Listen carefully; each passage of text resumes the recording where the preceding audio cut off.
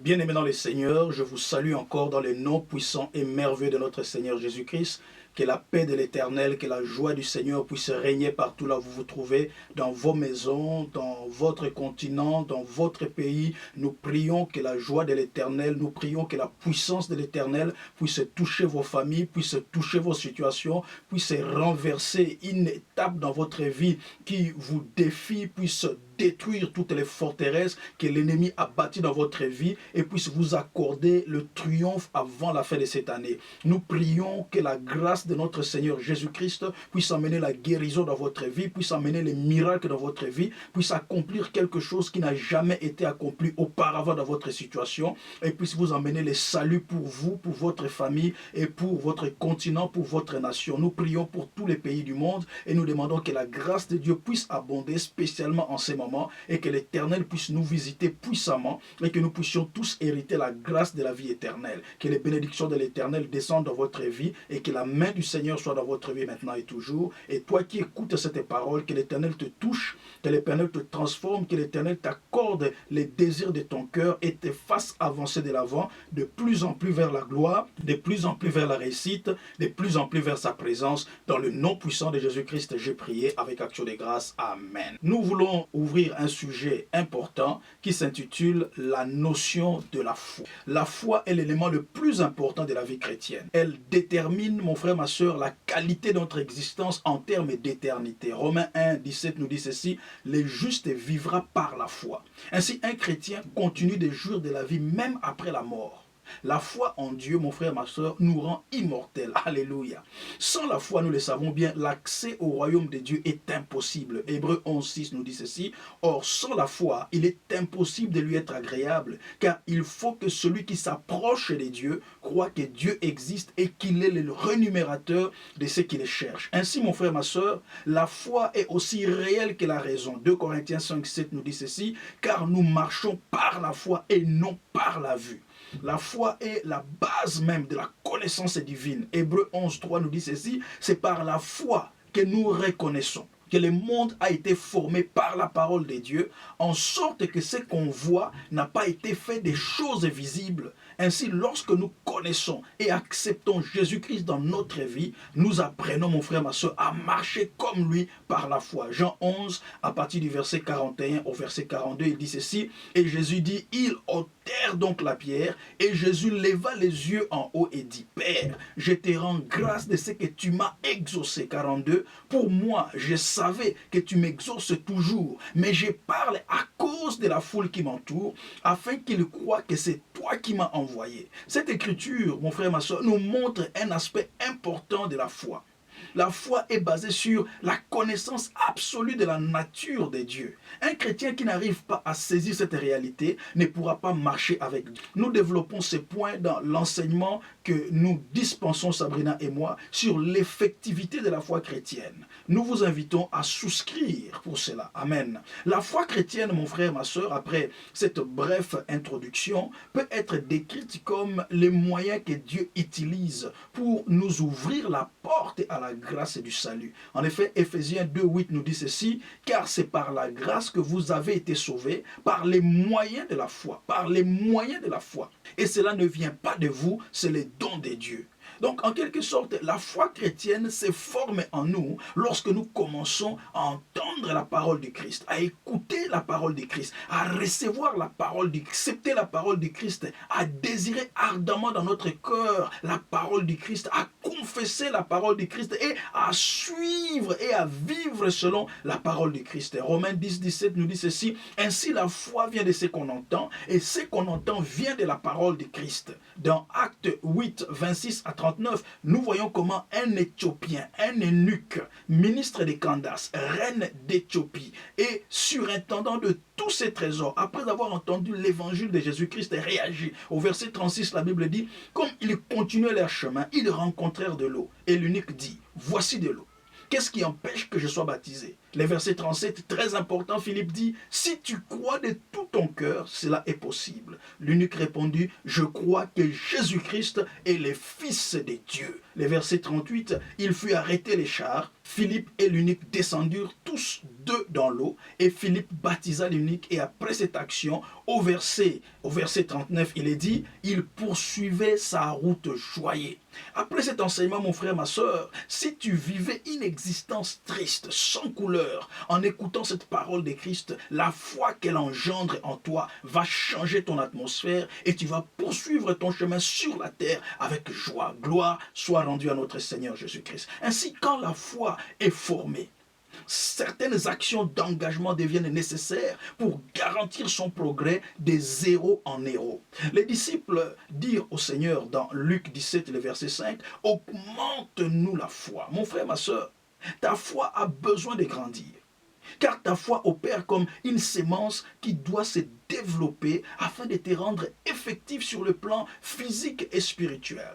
Sur le plan physique, la foi vise à te faire entrer dans la cour des hommes et des femmes de foi qui font des exploits pour le Seigneur sur la terre, dans leur nation, dans leur société et dans leur famille. Hébreux 11, à partir du verset 33 au verset 34, il est dit « Qui par la foi vainquirent des royaumes, exercèrent la justice, obtenir des promesses fermes, fermèrent la gueule des lions. 34. Éteignirent la puissance du feu, échapper aux tranchants de l'épée, guérir de leurs maladies, furent vaillants à la guerre, mirent en fuite des armées étrangères. Mon frère, ma soeur, tu es appelé à devenir un témoignage de la perfection de Dieu, comme Abel, comme Noé, comme Enoch, comme Gédéon, comme Joseph, comme Moïse, comme Rahab, comme Jochebed, comme Ruth, comme Déborah sur la terre, au moyen de la foi. Hébreux 11, 39, 40 nous dit ceci, tout cela à la foi desquels il a été rendu témoignage, n'ont pas obtenu ce qui leur était promis. Verset 40,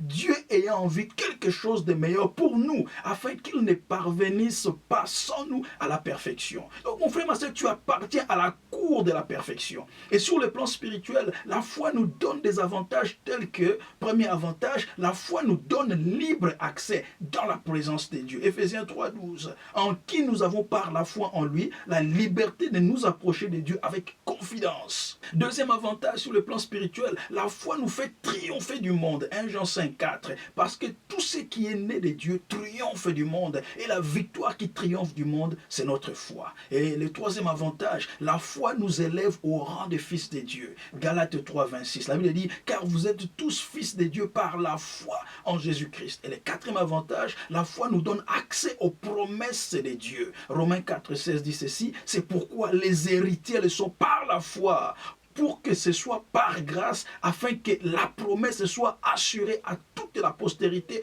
non seulement à ceux qui est sous la loi, mais aussi à celle qui a la foi d'Abraham, notre Père à tous. Et finalement, le cinquième avantage sur le plan spirituel, la foi nous prédispose au miracle divin. Matthieu 9, 22. Et voici une femme atteinte d'une perte de sang depuis 12 ans. S'approcha par derrière et toucha les bords de son vêtement. 21, car elle disait en elle-même, si je puis seulement toucher son vêtement, je serai guéri. La foi est basée sur une connaissance ferme, une connaissance assurée. 22, Jésus se retourna et dit en la voyant, prends courage ma fille, ta foi t'a guéri. Et cette femme fut guérie à l'instant même. Nous voyons qu'à cause de son rôle important dans la vie chrétienne, nous devons enseigner, transmettre et défendre fermement notre foi contre les attaques externes et internes qui visent non seulement à détruire en nous la foi, mais aussi à nous réduire à l'état des chrétiens sans foi. Luc 8, 11, à partir du verset 11 au verset 14, David dit, voici ce que signifie cette parabole.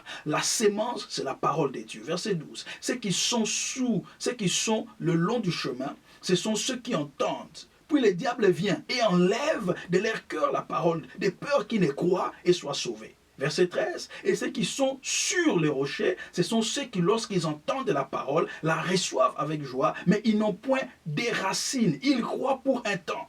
Et ils succombent au moment de la tentation. Verset 14, ce qui est tombé parmi les épines, ce sont ceux qui ont entendu la parole, s'en vont et la laissent étouffer par les soucis, les richesses et les plaisirs de la vie. Ils ne portent point de fruits qui viennent à maturité. Cette écriture nous montre clairement, mon frère, ma soeur, les ennemis majeurs de notre foi, les diables, les péchés et le monde.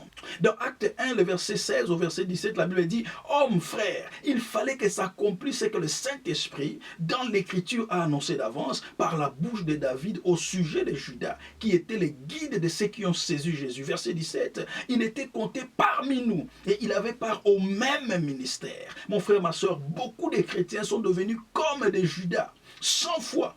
Aussi, je t'invite, mon frère, ma soeur, à examiner, à éprouver ta foi, afin de ne pas être condamné. 2 Corinthiens 13, le verset 5 dit « Examinez-vous vous-même pour savoir si vous êtes dans la foi. Éprouvez-vous vous-même. Ne reconnaissez-vous pas que Jésus-Christ est en vous, à moins peut-être que vous ne soyez réprouvés. » Voilà pourquoi Gospel for All nous est donné, car beaucoup sont aujourd'hui réprouvés par le Seigneur à cause de l'immaturité de leur foi. Ils se sont laissés séduire par des fausses doctrines et des fausses sciences. 1 Timothée 4:1 nous dit ceci, mais l'Esprit dit expressement que dans les derniers temps, quelques-uns abandonneront la foi pour s'attacher à des esprits séducteurs et à des doctrines de démons. Et la phrase continue dans 1 Timothée 6:21, les disputes de la fausse science dont font profession quelques-uns qui se sont ainsi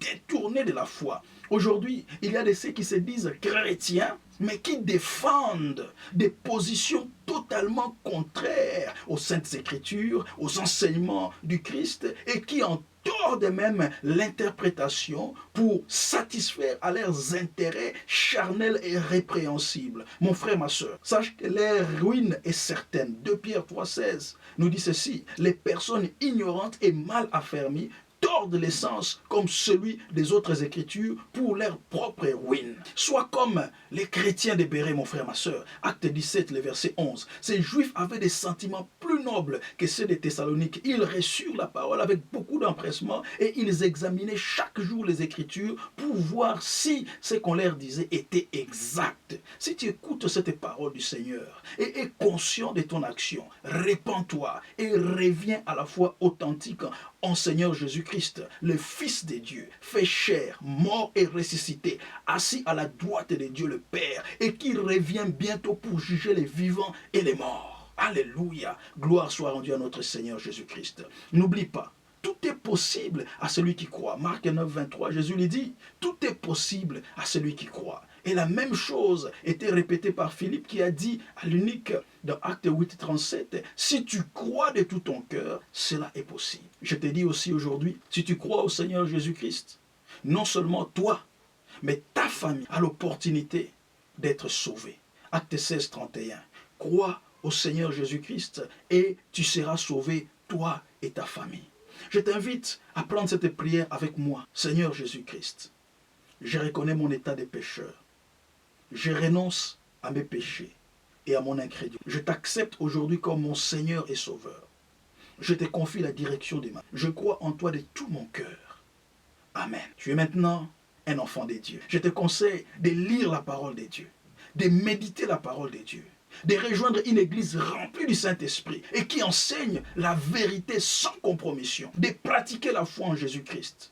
Et n'oublie pas, le juste vivra par la foi. Bien-aimé, dans le Seigneur, ces 15 minutes d'enseignement, nous ne cessons de les répéter, ne représentent qu'une fraction du contenu général. En effet, chaque sujet est élaboré avec plus de détails afin de vous donner une connaissance solide. Si vous êtes intéressé et voudriez les avoir afin de vous assurer une édification et un perfectionnement personnel, écrivez-nous en utilisant l'un des contacts mentionnés ci-dessus. Notre website www.gospelforall.org. Tu peux souscrire à la page contact. Entre tes détails, ton nom, ton numéro de téléphone, ton email adresse et tu peux aussi écrire ton impression, ton témoignage et requête des prix. Nous t'enverrons à chaque fois tous les messages bibliques et inspirés que nous écrivons, Sabrina et moi, chaque mois. Alléluia.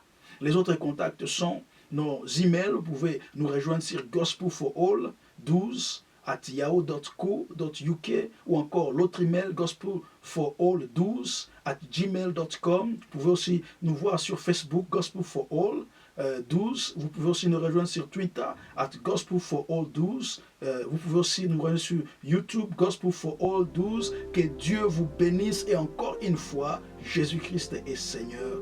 Amen.